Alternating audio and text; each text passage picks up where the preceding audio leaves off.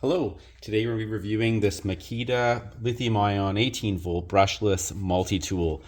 This is the Makita XMT04. It's subcompact, brushless, it's black, it uses Starlock compatible blades. Overall, I really enjoy it. I want to get into this, a little bit of a demonstration with you just to show you this particular tool and how I use it, why this particular one is great for me, but might not be great for you. Big one here is that it is brushless, so it works well with any of the batteries. Even the smaller 1.5 amp hour batteries were great. I really like this. I like the paddle switch. That means you can just turn it on and run it, and then when you're done using it, you can turn it off. If you prefer a trigger, that's great, but I don't like to have to hold triggers while I'm trying to do finite detailing and things on corners or trim or whatever it might be. This here has got a 6-speed variable dial at the bottom. I just put it on 6 most of the time and leave it at that. I have turned it down, but generally 6 works great for most of the things I do.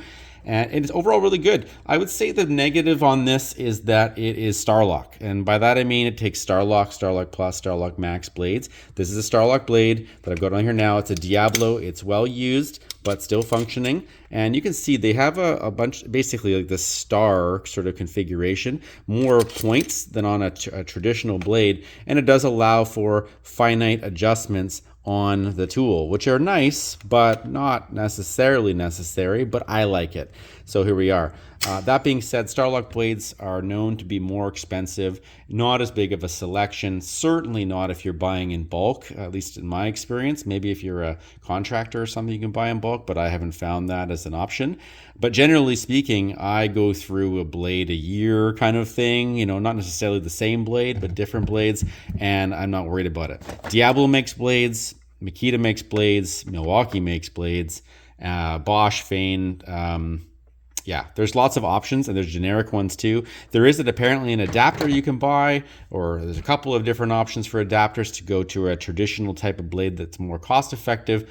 That being said, just maybe buy the tool for the blade type you want to use. These blades are very good quality. I don't go through them quickly, and overall I've been very happy with them. So as much as they are a bit more costly, I've gotten over it, and I'm okay with it to get this particular tool. That being said, subcompact, quite a bit smaller in the throat here on the handle. I can almost get my fingers right around it, and I've got like little baby hands. So to be able to get my hand right around it and to just enjoy the almost non-existent vibration, and that's a big one with these tools. They're essentially like just vibrating through pieces of metal and wood and plastic and whatnot. So to have a tool that doesn't really have any feedback or reverberation or vibration is excellent. That being said, it's pretty small. It's super lightweight, no issues at all with manipulation. However, once you add a big fat battery to it, now you can see we're no longer in tiny tool land, and this is definitely more substantial, but still not as girthy as its full-size counterparts. So overall, I'm okay with that. Small demo here. I'm not going to get into it much. I use this a lot for these sort of things, either it be finite detail work and trimming, or I may be cutting through wood and hit nails if I want to cut a piece of trim, drywall, something like that. So I want to show you on speed 6 with this sort of tired Diablo blade what this looks like.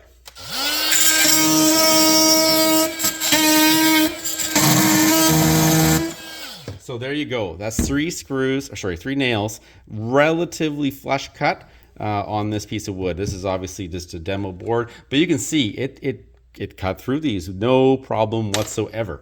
And this is with a tire blade, and does it look more worn than it did before? Probably not. These blades don't seem to care how many screws they go through. So I'm pretty happy with that. Generally speaking, I think this tool is perfect for a homeowner, someone who's going to use it 2, 3, 5 times a month, who wants to do detail work, who is somewhere between a jigsaw, a circular saw, just something that they can get into tight spaces with. Perhaps you want to use it to cut out drywall outlets, things like this here, where you're not wanting to drill a hole and then use a jigsaw, or bring out a router or something, and you just want to do finite cuts, because this can get really, you turn this thing down and you can do some very finite cuts.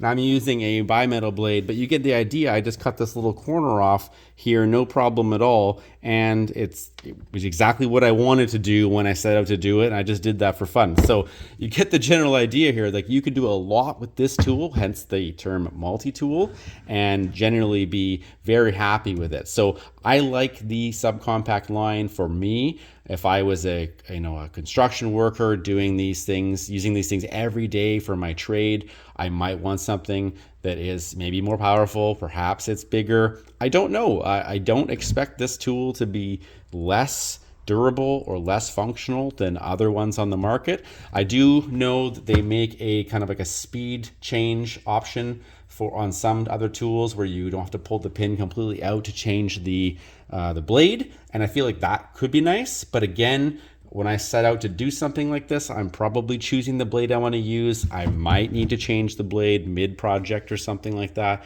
but generally speaking, I'm not quick swapping blades where I need to worry about that. And I like the fact that I can take the pin completely out and switch it out and be confident that it's going back in and it's not coming out. Like, that is definitely locked in there, and I do like that. Overall, I would recommend this to anyone that's in the Makita line of tools. If you're not and you're into something else, by all means, look at their options.